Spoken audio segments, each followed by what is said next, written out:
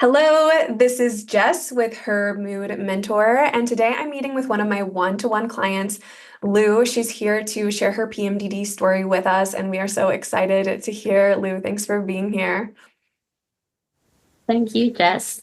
Yeah.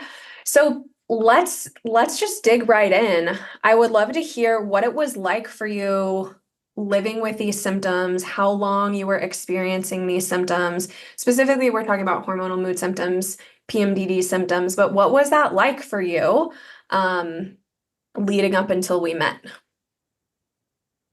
Um, I guess I had symptoms for at least 8 to 10 years is what I can track like more clearly, but I'm guessing it had been there since before that. Mm. Probably since I started menstruating. I'm not sure, but probably. And what it was like, in just one word, it was horrible. I think one of the things that I've been reflecting on recently, and that I think is important to say, is that while it was horrible, it was I normalized it a lot. So it was also very confusing, um, because as I did not know it was PMDD, it just felt like this chaos that was always going on. And something that we've talked about a lot is that when you're having symptoms for 2 weeks or more, you don't get that recovery time really, because you're just trying to pick up the pieces from your life after you've experienced severe symptoms. So it was just a constant turmoil and like a never-ending cycle of feeling bad. So it was really hard. But Yeah. what I think it's important to say that I didn't really notice that it was cyclical, and I didn't really notice that it had to do with my menstrual cycle. And I didn't really know, to some extent, I didn't really know. I knew some of the symptoms were really severe and were really damaging my life, like my suicidal ideation. But some others, I just thought I was like that, like the fatigue. I just thought that I didn't have any energy, and that was just what my body functioned like. I thought that was normal. Mhm. Oh, yeah. Yeah, because how would you know any different if that's what you have been living with for so long? It is kind of your normal. Yeah. Um, And so for 8 to 10 years, you were experiencing these symptoms. And then let's kind of paint the picture specifically of like 2 weeks. Is that kind of how long the symptoms were lasting each cycle, you think? Some of them, yes. Mhm. The pain, for example, I started getting cramps and severe cramps from at least a week before my menstruation, and then I would still get cramps for at least a week after. So I was living in pain for at least 2 weeks each month. Yeah. So significant amount of your life for 10 years, like half of your Yeah. life for 10 Yeah. years, you're dealing with these symptoms or recovering from the aftermath of the symptoms. And we talked about pain, Exactly. we talked about the suicidal ideation. What are some of the other symptoms now looking back you can recognize were also tied in with this? Well, I mentioned fatigue. I think that was a Fatigue, yeah. really huge deal for me, because as I've told you before in our sessions, as soon as I started getting better, when I started the program with you, as soon as I started getting better, I noticed how much of my mental energy went into planning my day so that I would have enough energy to just do my normal everyday tasks. And I started noticing how anxious this made me, because I knew, like, okay, so I'm going to, I don't know, go get some groceries, go to school, walk my dog, and that's going to take all the energy that I have. And I would be so anxious all the time because I knew I had to do more things. But I also knew that by 4 o'clock, I would be completely exhausted. So that was one of the huge ones too. And I just thought that was how I operated. Like, I just have enough energy to do 3 things each day, and that's just how it is. So fatigue was a big one. Um, Getting overwhelmed, and getting overwhelmed to the point that it froze me. That was something else that uh, I I kind of knew was going on, but I started noticing how much it affected me just after I started getting better. So getting very overwhelmed. Also, I mean, I do have anxiety, so it's not like that's completely gone, but I had a lot more anxiety. And I think another big one is the disassociation, which is also difficult to notice because you don't notice when you're out of it. But I do I now that I know that these are all symptoms of PMDD, there's a lot of things from my life that make a lot of sense. Like I used to tell my psychiatrist, things like, "I don't know why I make the decisions I make," you know, and it was a very weird, even eerie sensation for me that I could not recall making some decisions, or I could not identify with myself making those decisions. And I think that's because I spent a lot of time dissociating too. Mhm. Yeah. Yeah, that was one of the coping mechanisms that Mhm. can kind of spur out of the pain. And of course, it's a symptom itself, but yes, this process of suffering for so long and then being able to link it to an accurate diagnosis for yourself and start to make changes. So often we talk about like you can't realize how sick you were until you feel better because that was just your norm. And so there is a lot more to the healing process. And we're not talking about curing PMDD, right? There isn't a cure. But when we're talking about healing and reducing and better managing the symptoms, it comes with some spotlights into your life that you weren't really prepared to or expecting to see. So looking back with this new perspective, even now you have more clarity. How can you illustrate some of the ways that these symptoms impacted your quality of life, the trajectory of your life? Is there anything that you can show us around that?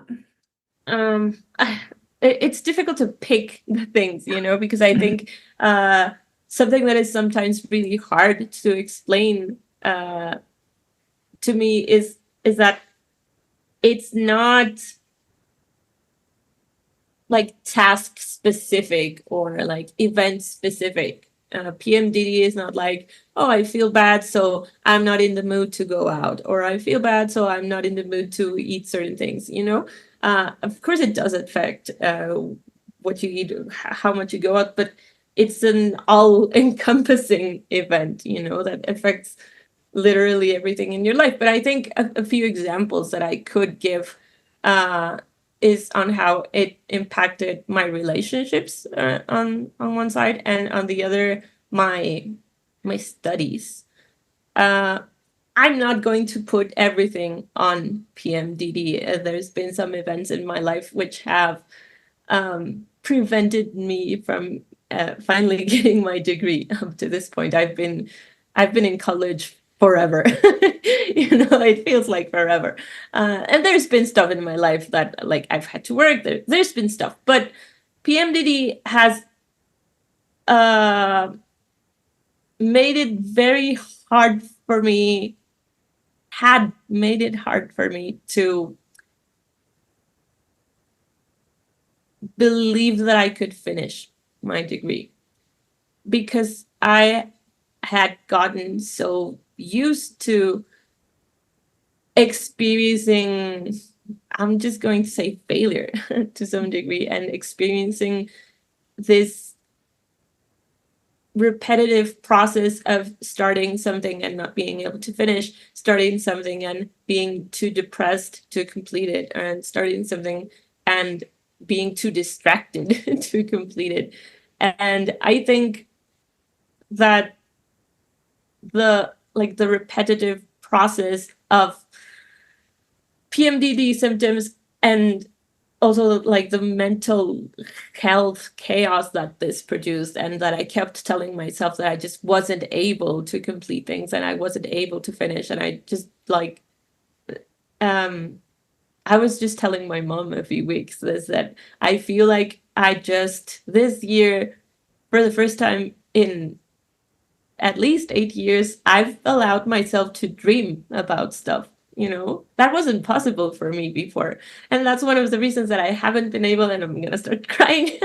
That's one of the reasons that I haven't been able to complete my degree, is because I didn't have that ability to dream towards it. I didn't have that ability to project myself doing it because I was too busy surviving.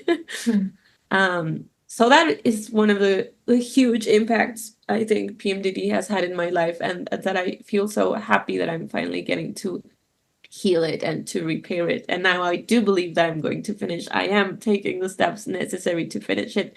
And that's life changing.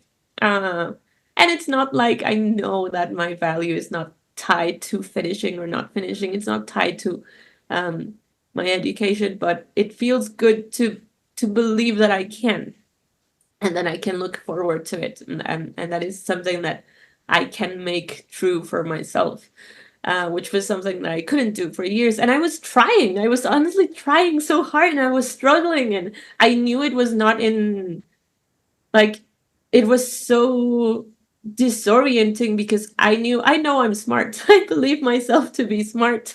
So I knew that was not the problem. It's not like I don't understand what I'm studying, or that I find myself not being able to think about it. It's the actions that I have to take that appear so difficult to me. And I am so drained, I am so out of energy that I can't do it. So the academic side of my life has had PMDD has had a huge impact on it. And the other one is my relationships, in the sense that I think, especially with romantic partners, but also with family, um, for the longest time, I had no idea how to communicate about what I felt.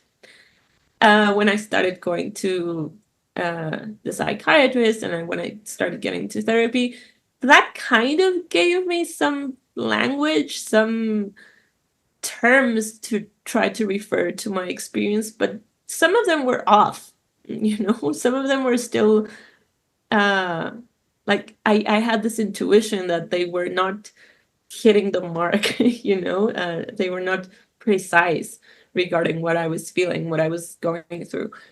And since I did not have that way to communicate, that left me feeling very isolated in my relationships. Like, there was this huge part of what I was going through that I just couldn't share. And of course, I could not ask for help from the people close to me because I didn't know how to.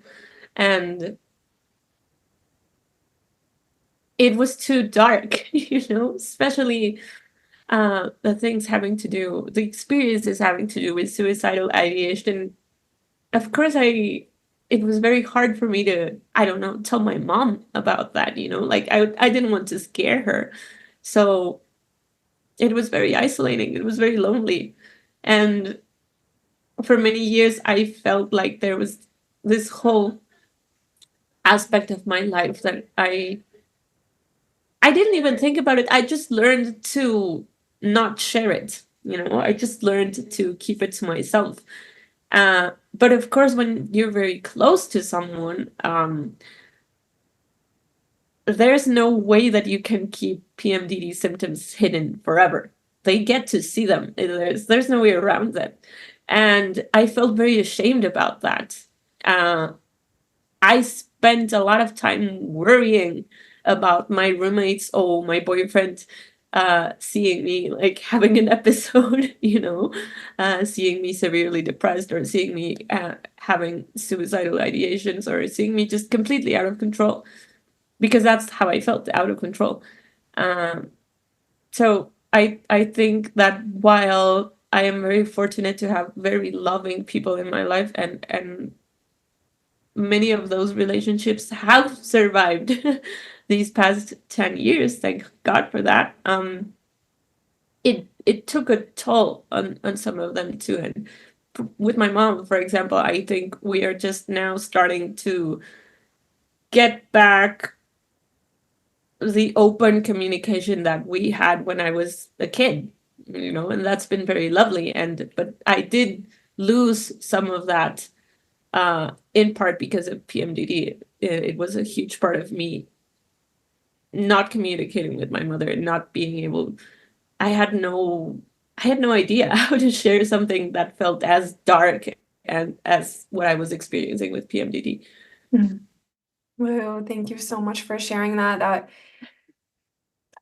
The way that you're describing the experience, the isolation, how hard it is to reach out for help when you're trying to protect other people and shield them from yourself. I mean, this is deep into the experience that really someone who hasn't experienced it can't relate to. They're going to listen to this and just be kind of like, what is happening right now? But for those of the people who do understand this, that is such a gift to give, Lou, to share how this impacted the quality of your life and what it did to your relationships, your relationship with yourself, your belief in your capability to have dreams, to work towards them. I mean, nail on the head in so many ways. And it's so painful that you had to live through that. But the fact that you're here sharing your story now with a different perspective, I'm going to try not to cry during this call, but we've cried together numerous times. Okay. Okay. So thank you so much for sharing that. Just so beautiful. Not what you went through, but the fact that you're showing up here and vulnerably sharing it. You talked about trying, like you were trying. Tell us a little bit about that, like what you had tried and how, because you were living with this 8 to 10 years, so it's not like you were just rolling over and letting it happen to you. You were going to psychiatrists. What else was a piece of the puzzle there? Um, I I mean, I went to therapy. I went with a psychologist, with a couple of them, two or three. Um, and I did went to the psychiatrist. I took antidepressants, SSRIs, for about 5 years. Hmm. And I'm not going to say that it didn't help. It helped to some measure, but I remember very clearly, and that should have been a clue for me, but I didn't. I'm making a mess of things. So I think that we are so used to the idea that like, oh, well, women get very sensitive around their cycle, and and that it's not that it's not true, but there are some preconceptions that are just like ingrained into culture that make us make less of things that we are feeling related to our menstrual cycle. When sometimes they are like the things that you should be paying the most attention to regarding your health. So I started taking antidepressants, and I remember from the very beginning, I took them for about 5 years, and I remember from the very beginning telling, like, for the first year or so, telling my psychiatrist, I feel better, but every time I'm going to menstruate, I feel bad again, like I start feeling bad again. Uh, and he would just like up my dosage. So by the end, before I stopped taking the antidepressants, I was taking uh double dosage. Is that the word? Am I saying that word right? Okay. Yeah. So I was taking double my dosage for 2 weeks and then going back to the standard dosage, which makes total sense now that I know it was that PMDD was involved.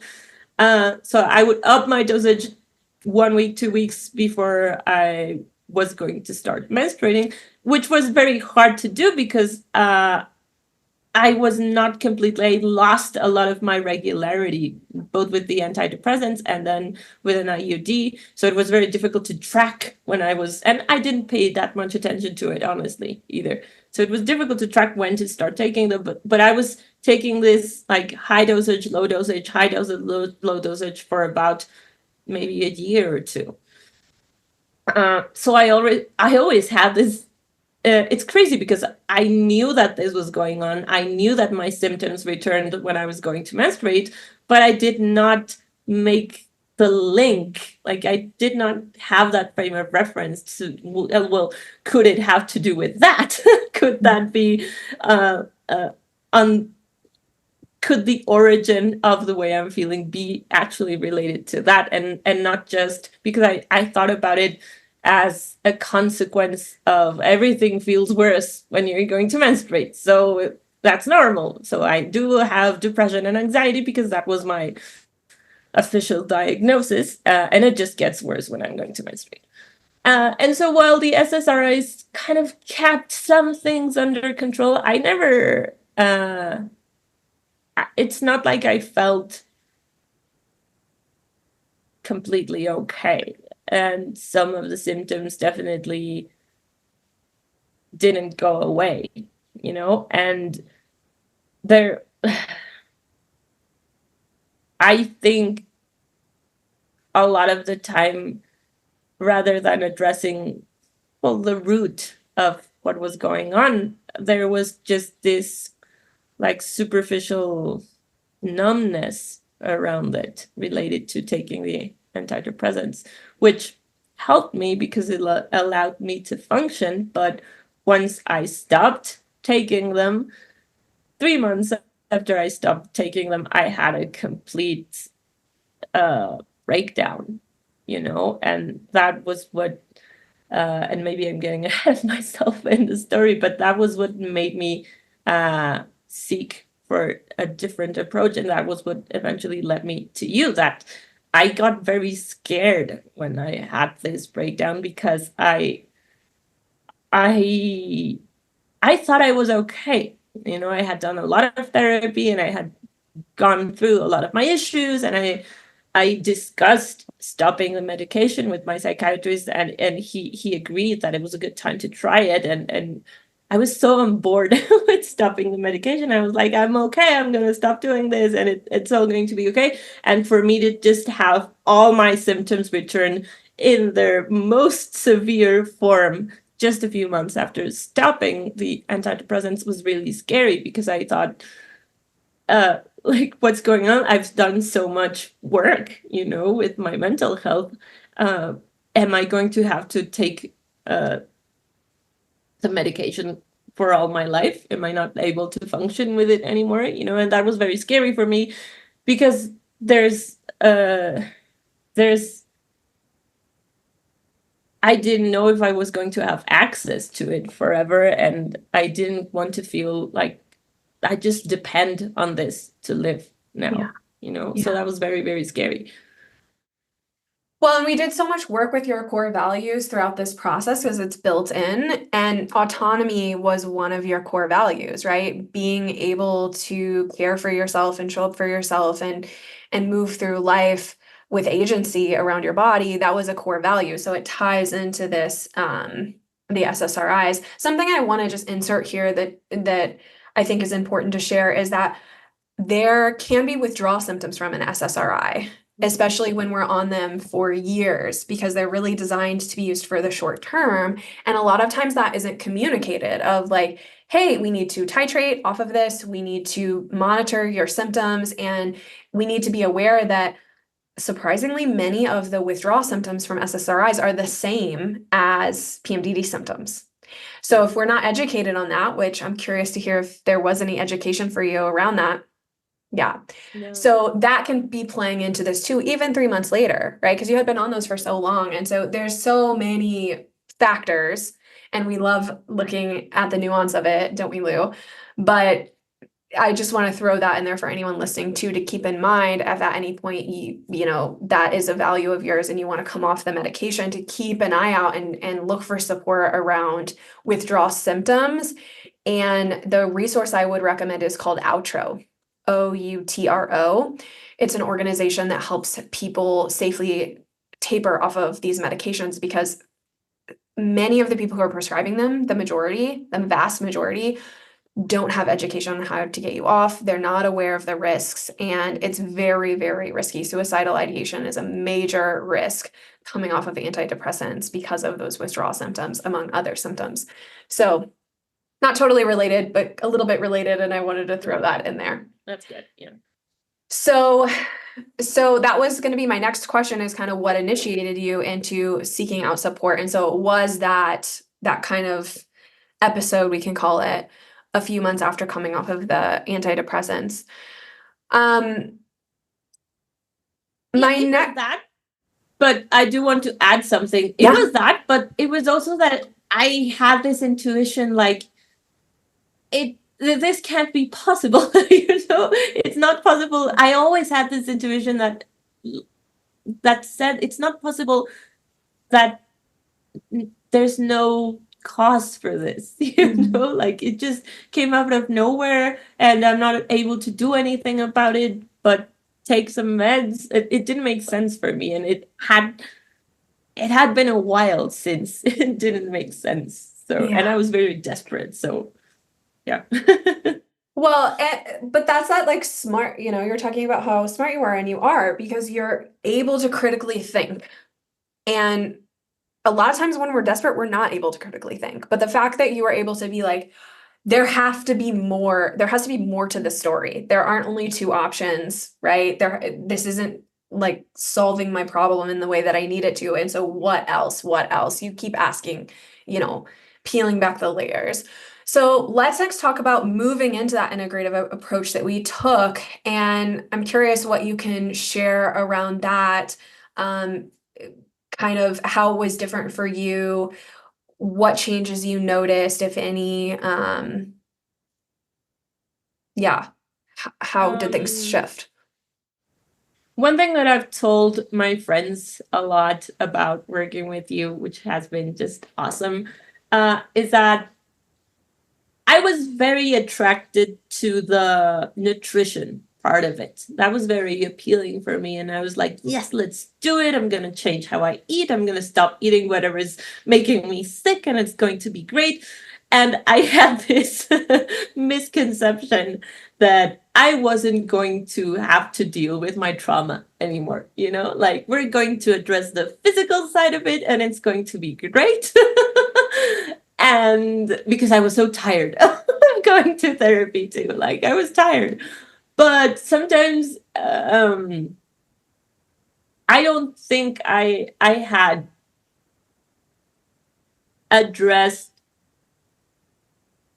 my mental health with such specificity to my cycles, and with such, like, yeah, in an integral way, like how it had to do with the way my body feels, how my depressive episodes or my suicidal ideation has to do with how I feel in my body. And I do other practices that have to do with connecting mind and body. I'm very into meditation, but that tapping into how that pain is related, how psychic and physical pain are related. I had never really done that work like deeply and seriously. And when we started doing it, and when you started, for example, to ask me to notice, that was a magnificent exercise that changed so many things for me. To notice what I think when I'm overwhelmed, for example. To notice what thoughts arise and what those thoughts put into uh, what those thoughts get going in me, like what kind of actions they set off. Uh, why am I saying this? I lost my I lost my train of thought. What was the question? Yeah, no, no, you're doing great. You were talking about how you wanted to come into this with a focus on nutrition. Oh, yeah. So that was like a surprise, and I was like, "Oh, I have to like think about what happened to me as a child again." But it started making sense, like the exercise of doing it, of addressing the whole phenomenon of I feel bad in my body, I feel anxious, I feel overwhelmed, I feel depressed, I want to cry, and I start thinking about how I'm never going to be enough, or whatever the case is, or how I can't do anything and how I'm just a screw up. Uh, Getting to notice those thought patterns and those like emotional experiences tied in to my bodily responses made a lot of sense. It's like I stopped looking at my trauma or like whatever issues were going on in my head as a like an isolated thing, and started like really, I don't know, embodying it and noticing how it's all tied together and how it operates together, you know, and how it does have what I eat and how much water I drink also, it also has an effect on that, and vice versa, you know, like if I'm in my head and thinking about how I'm never going to be enough, that's probably going to distract me from eating well and from drinking enough water, and then I'm going to feel even worse because I didn't eat well and I didn't drink enough water. And noticing those cycles and noticing those patterns um, was a very new thing for me, even though I don't think it's the first time that I try to look into how that operates, and I try to see the link between my mind, my body, my soul. Um, it was the first time that I did it with like such precise and supported intentions. You know, having you there to guide me through it was also a big game changer, because I think sometimes when we try to do it together, when we try to look at ourselves, which is great to do it by yourself, but you don't really know what you're looking for sometimes, you know, like you're so overwhelmed, and there's so many things going on, um, that you don't really know what to pay attention to. I think the symptom tracker was also uh, a tool that I'm going to use forever and that I'm going to transform it however it's necessary, because it one of the things with PMDD is that, for me at least, I was so focused on survival, and I was so focused on getting whatever I could done, that trying to notice my actual pain and what I was actually feeling felt like too much. If I had tried to dissect it when, like, I don't know, a year ago, I don't know if I would have been able, because I wouldn't have known that there were parts of it, you know, it all felt like a big massive chaos and pain. So it's not that, like, how do you pick, how do you, so I think that, to answer your question more, I think I feel like I'm rambling, but to answer your question, one of the things that was very different was that I learned, you guided me in a way that I could learn what to pay attention to without having to separate it, you know, Mhm. so without having to put what I was feeling in my body on one side and what I was feeling in my head, what was going on in my head and my emotions on the other, you know, it was the other way around, like putting it together. And I think that not only did that help with my healing a lot, but it also made more sense of myself. I feel like I know myself a lot better now. Yeah.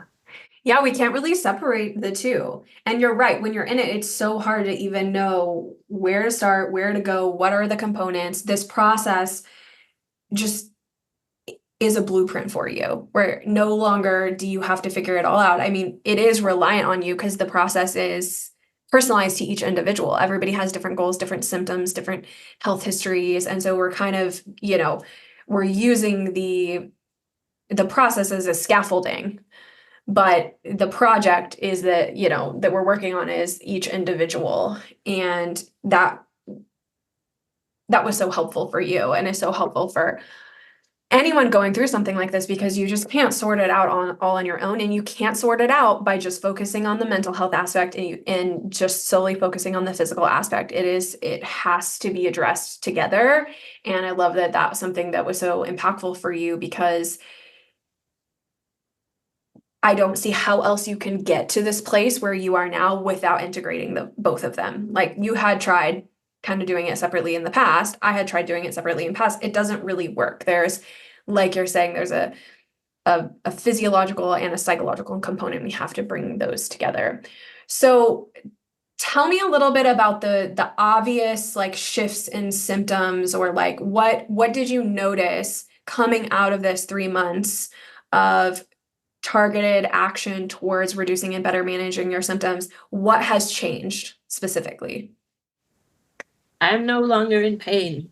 That is one of the most evident ones, I think. And this is one of the symptoms that I think I had since I started menstruating. I remember my mom being very worried about me when I was just like 13, 14 years old, because I would get these crazy cramps that like I couldn't move, and I was taking a bunch of painkillers when I was just 14 years old to be able to go to school, because I literally couldn't move. And this was not every month, but most of them.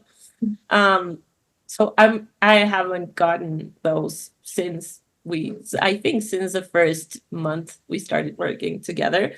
And I actually haven't I think I've gotten cramps like a day before I start menstruating, and they've been so mild. Like they're I feel like they are just completing their function of letting me know it's coming. And that's okay. And I can totally deal with that. It's no problem at all. I'll just drink some tea and I'll be okay.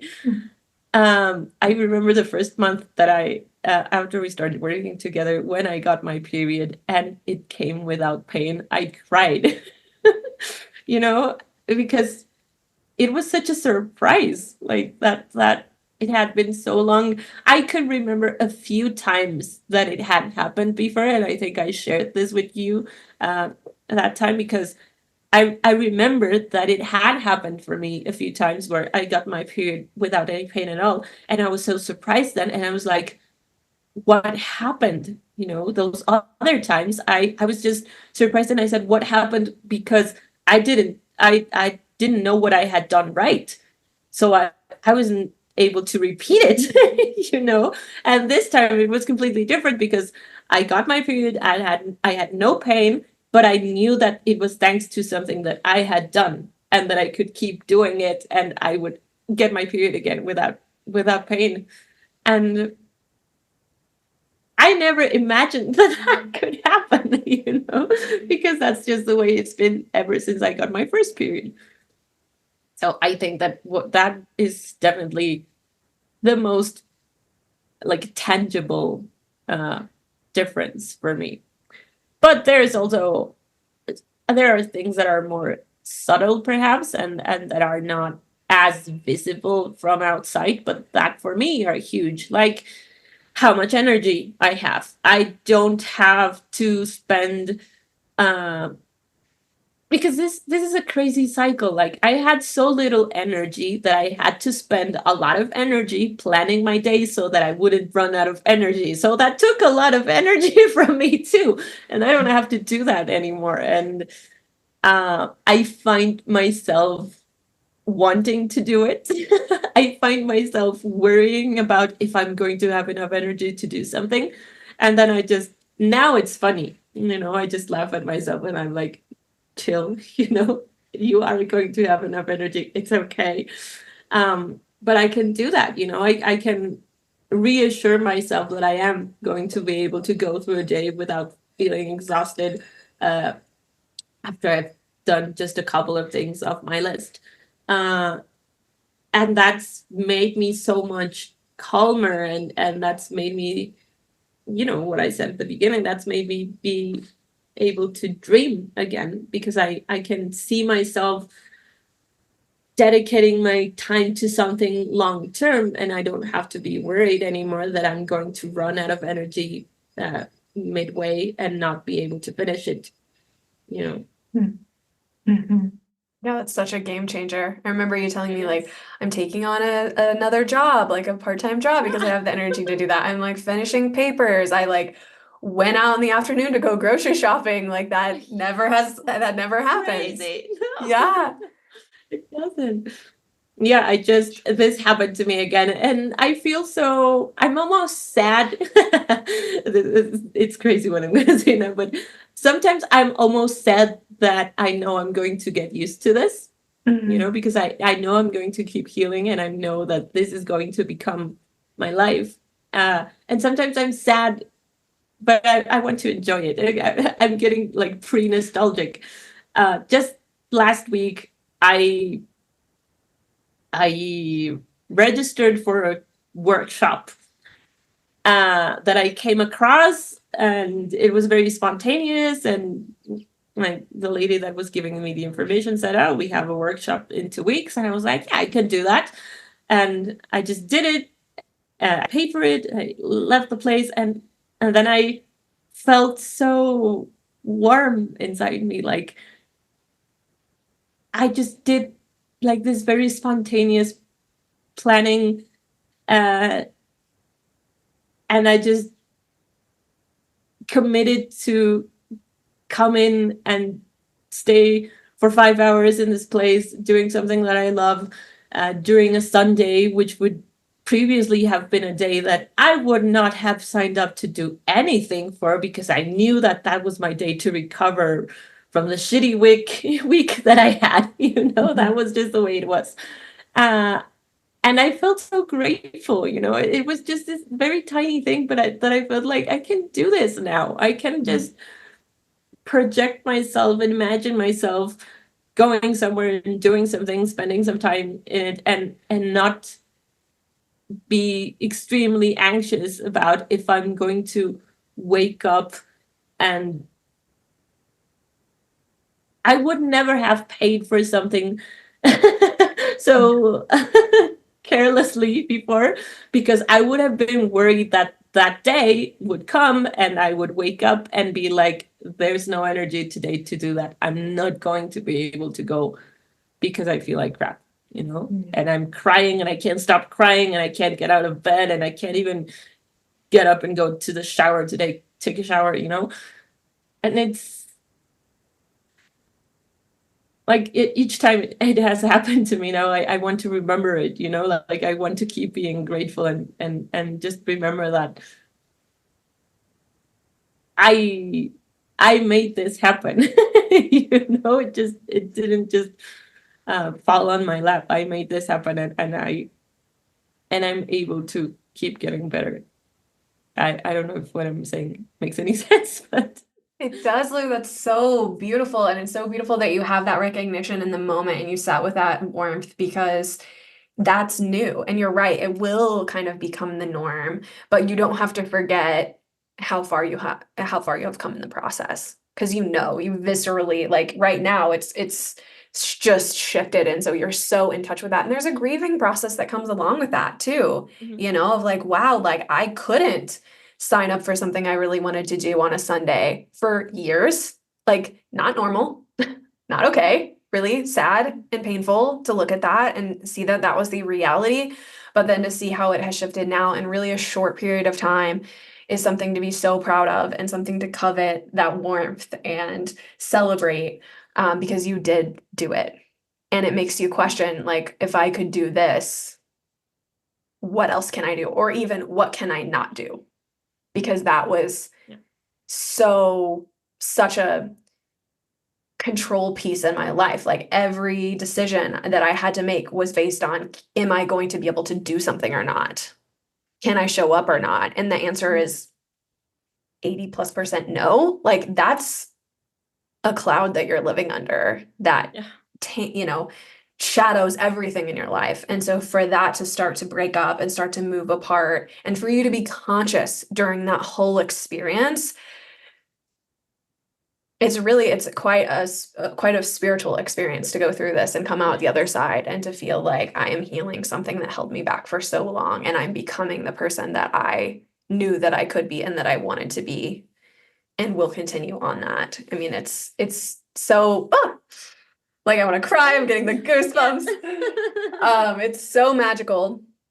So my last question is to kind of rewind to Lou 4 months ago, 6 months ago, a year ago, to think about all of the women out there who are struggling with these symptoms still, feeling hopeless, feeling like they have no options. What is the message? Is there any message that you can give to them kind of from the other side, or anything you would want to share with your past self being where you are now? I've been thinking about this. I've been thinking about what I would tell myself if I could like go back in time.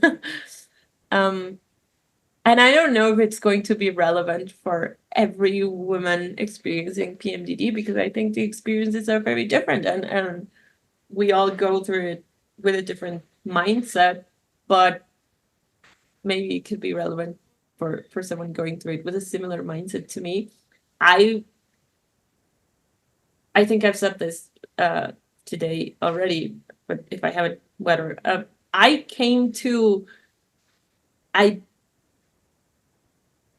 identify myself a lot with this fear and this pain that I was going through. I thought that was who I was, you know? Um,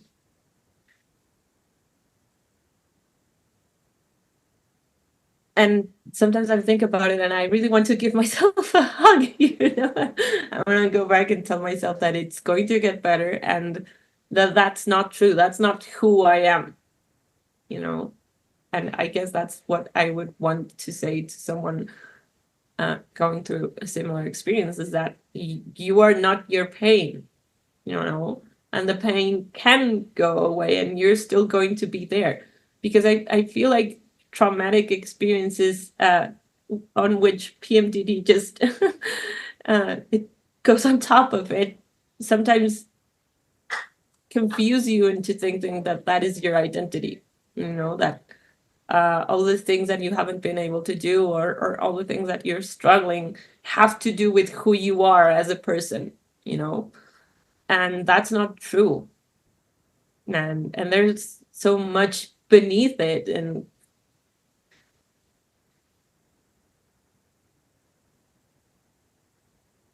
I would,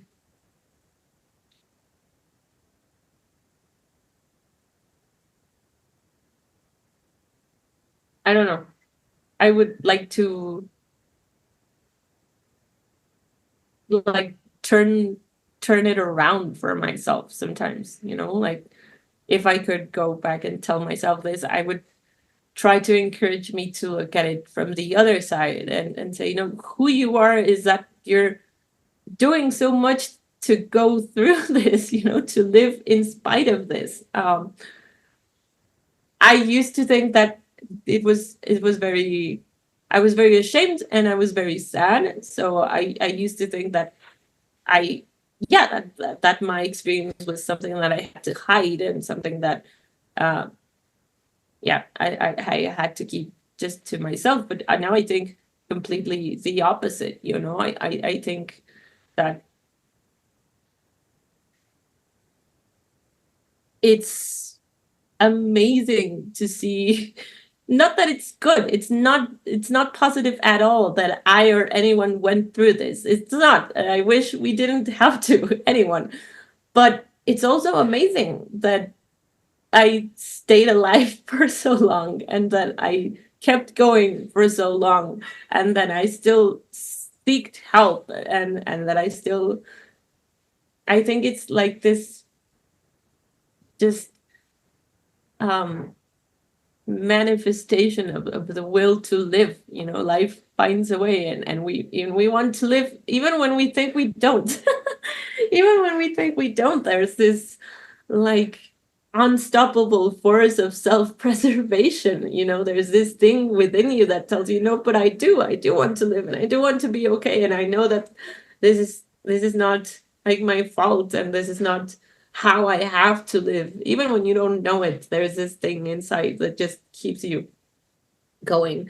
In a way, I'm very proud of myself for just for the such a long amount of time that I just kept going. um so it's not like I'm gonna say, oh, you're very brave for living with PMDD. It's not like that, but I think we have to learn also how to, that would be perhaps my message, you know, to try and look at the strength within the pain too. You know, you don't have to live with that pain, but there is strength in the story of having to live with that, you know. Yeah, it really can be, you can you can stay in the pain, or you can kind of use the pain at some point. When you're done suffering enough, when you hate yourself enough, you hate the situation enough that you will not tolerate it any longer. Sometimes that kind of puddle that you're standing in can become a trampoline, and that can be what launches you out of it. And it's not like every day is perfect and you never have symptoms. That's not what we're talking about, but it really, there's so much mindset work and so much perspective shift around the experience. And you can reduce your symptoms. You're proof of that. I'm proof of that, right? But Sure. you can learn to manage the symptoms differently. And in the process of that, you get initiated into the person that you're becoming. We're always changing, we're always growing. But you have gone through a transformation. Maybe not thanks to PMDD, but because of PMDD. That Definitely. suffering forced you to change in ways that you didn't want to change, you weren't interested in changing, you didn't know that change was possible, You right? just Like had to. you just had to. And on the other side of it, you do have a different perspective that Oh, helps you integrate the pain and then kind of be initiated into who you are today, which is quite different. And that's such a beautiful outcome. And it's not all rainbows and butterflies, right? There's a lot of no. grief, there's a lot of sadness that comes from witnessing the whole process. But it also has a way of inspiring you into being like, well, if I did that, like what else can I do? And that's really such a good question to be asking when you come through a big shift like this. If I lived with severe menstrual cramping for days and days, weeks each cycle, every cycle since I got my period, and now that's not there, the amount of energy that you have just from not dealing with that, the amount of clear liver function that you have from not taking all of those painkillers and how you're Those able to process painkillers, other things, right? Like all of these things really add up to you being a different person. And that's going to continue to unfold. And it's been such a joy and pleasure to watch you go through this transformation and to see you showing up on these sessions with more light in your eyes, more hope, more passion in your life. I'm just so grateful that you shared that experience with me, and that I got to witness this change in you and this change in perspective. So thank you so much for showing up today. Thank you so much for showing up over the last 3 months, for sharing your story with us, for sharing the perspective shift. I know that this will resonate and challenge people's beliefs. And so I'm so thankful for your vulnerability here today. And I know the community is going to be so thankful as well, because we don't get to hear these in-depth stories and these transformations very often. It's a very hopeless experience. And we really want you, everyone watching, to know that it doesn't have to be that way. And we're not saying it's easy and it's always sunny, but it can be different. thank you so much. Yes, I'm Thanks. really thankful too. Yeah, thanks, Lou. Is there anything else you want to add before we wrap up? Yeah, maybe something about this last thing that you said about not everything being rainbows and butterflies, because that's true. And on that note, I do remember that I think it was I don't know, maybe the fourth or fifth time that we saw each other, and I came in and I was like kind of in a bad mood because like I had a bad week and I was supposed to be symptom free now or something like that. And you told me, and that was so helpful for me, um, to not have unrealistic expectations, that we are cyclical beings and there's going to be bad days, and that's okay. But I do want to say that although it is not all rainbows and butterflies and there are still bad days, it's so different to have a bad day when you can identify why you had it, to just be completely confused as to why you're having 2 bad weeks, you know. This happened to me just last week. Like I had a day when I was feeling kind of off, and I was having a very hard time focusing, and it was like, I'm not even luteal, what's going on? And then I realized I had an hour less of sleep, and it's so stupid. It seems so stupid, but I didn't drink enough water the day before, and I was like, okay, so I'm just um sleepy and dehydrated. It's okay. It's going to get better, And those really tiny things that they sound so tiny, but when you start paying attention to them, it really changes how you address whatever's going on in your life, whatever you're feeling, because you can find a root cause and you can find like a cause and effect sequence. And it's so different from just being completely disoriented and frustrated by it. I don't, even when I feel bad and when I have a couple of symptomatic days, I don't get stressed about it because I know what's going on. And I think that just for that, people should start like paying attention to what's going on with them, because just being able to do that makes whatever symptoms you're experiencing less tough, Totally. Having that education around what impacts our moods hormonally and not, and what we can do about it, it really shifts the dynamic of I'm broken, something's wrong with me, I'm not trying hard enough. Why can't I just be like everyone else? Like all of this negative internal dialogue, we often turn all of that around on ourselves. And so being able to zoom out and check in, right? There's so much education in the process that you've gone through. We dig deep in 7 core areas of hormone health, and you are like learning top to bottom what's impacting your hormones, what's impacting your mood throughout each phase of the cycle. I mean, you have so much education coming out of it that when some symptoms do come up, you're able to step back and evaluate your life first. You have a touchstone there before you're just like turning it back on yourself and feeling bad, which is a self-sabotaging spiral where you're stuck and you can't move forward. There's nowhere to go there. There's no ground to stand on. But when you have that education and that understanding in those 7 areas, you're like, what? Hold on. Let me check in here with these different anchor areas, see what has shifted. And then from that, you're really understanding of, well, if I had an hour less sleep during the luteal phase, is it going to affect me? If I have an hour less sleep during the ovulatory phase, is it going to affect me? How? That's all individual to each of us. Some of us are going to be more sensitive to certain things than others. So you have to take that information and then use that awareness to apply it with yourself. But that is something we really do in the process, right? That's why it takes 3 months to really start to see change, is because it's slow and we can't do everything at once and we can't focus on everything at once.